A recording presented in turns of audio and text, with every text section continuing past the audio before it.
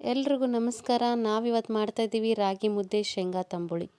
ರಾಗಿ ಮುದ್ದೆ ಜೊತೆ ಶೇಂಗಾ ತಂಬುಳಿ ಬೆಸ್ಟ್ ಕಾಂಬಿನೇಷನ್ ಅಂತಲೇ ಹೇಳ್ಬೋದು. ಬನ್ನಿ ಶೇಂಗಾ ತಂಬುಳಿ ಯಾವ ಥರ ಮಾಡೋದು ನೋಡೋಣ. ಮೊದಲಿಗೆ ಒಂದು ಹಂಚ್ ಮೇಲೆ ಶೇಂಗಾ ಕಾಳು ಹಸಿಮೆಣಸಿನ್ಕಾಯಿನ ಹುರ್ಕೊಳ್ಳೋಣ. ಈ ಹುರಿದಂಥ ಪದಾರ್ಥಗಳಿಗೆ ಪುಟಾಣಿ, ಒಣ ಕೊಬ್ಬರಿ,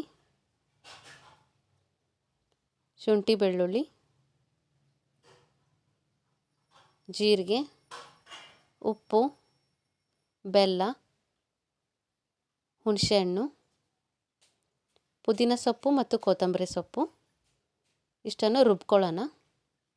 ಈಗ ಒಂದು ಪಾತ್ರೆಗೆ ರುಬ್ಬಿರೋ ಅಂಥದ್ದನ್ನು ಹಾಕಿಬಿಟ್ಟು ಒಂದು ಸಾಂಬಾರು ಕನ್ಸಿಸ್ಟೆನ್ಸಿಗೆ ಕಲಿಸ್ಕೊಳ್ಳೋಣ.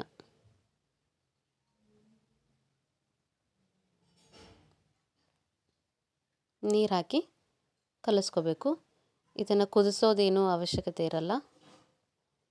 ಈ ತಂಬುಳಿಗೆ ಒಂದು ಒಗ್ಗರಣೆ ಕೊಟ್ಕೊಳ್ಳೋಣ. ಇವಾಗ ಎಣ್ಣೆ ಹಾಕಿ ಸಾಸಿವೆ, ಜೀರಿಗೆ, ಇಂಗು, ಕರಿಬೇವು ಇಷ್ಟನ್ನು ಹಾಕಿ ಈ ತಂಬುಳಿಗೆ ಒಗ್ಗರಣೆನ ಮಿಕ್ಸ್ ಮಾಡೋಣ.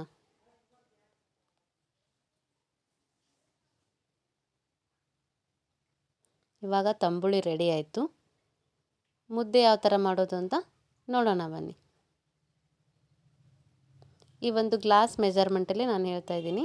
1 ಗ್ಲಾಸ್ ರಾಗಿ ಹಿಟ್ಟಿಗೆ 1.5 ಗ್ಲಾಸು ನೀರನ್ನು ತೊಗೋಬೇಕು. ನೀವು ಯಾವುದೇ ಗ್ಲಾಸ್ ಆದರೂ ತೊಗೊಳ್ಳಿ. 1 ಗ್ಲಾಸ್ ರಾಗಿ ಹಿಟ್ಟಿಗೆ 1.5 ಗ್ಲಾಸ್ ನೀರು. ಈಗ ಒಂದು ಪಾತ್ರೆಗೆ ನೀರು ಹಾಕಿ ಕುದಿಯೋಕ್ಕಿಡೋಣ. ಉಪ್ಪು ಹಾಕೋಣ.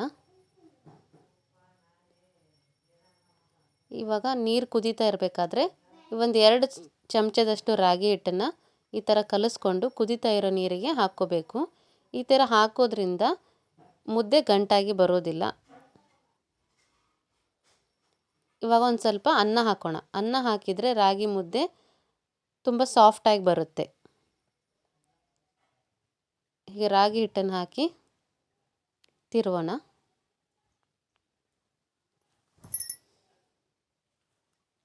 ಈ ಥರ ತಿರುತ್ತಾ ಇರಬೇಕು, ಅಂದರೆ ಗಂಟಾಗಲ್ಲ. 5 ರಿಂದ 6 ನಿಮಿಷ ಎಲ್ಲ ಚೆನ್ನಾಗಿ ಮಿಕ್ಸ್ ಆದಮೇಲೆ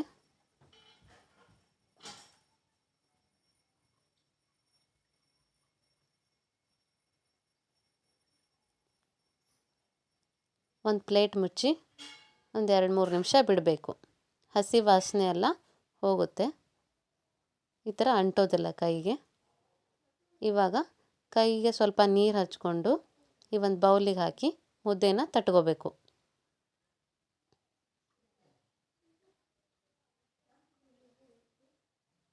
ಬಿಸಿ ಬಿಸಿ ರಾಗಿ ಮುದ್ದೆ ರೆಡಿ ಆಯಿತು.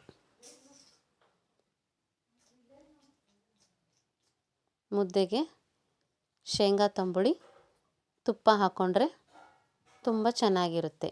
ನೀವು ಎಲ್ಲ ಮನೇಲಿ ಒಮ್ಮೆ ಟ್ರೈ ಮಾಡಿ. Thank you for watching. ಮುದ್ದೆ ಆ ಥರ ಸಾಫ್ಟಾಗಿ ಬಂದಿದೆ ನೋಡಿ.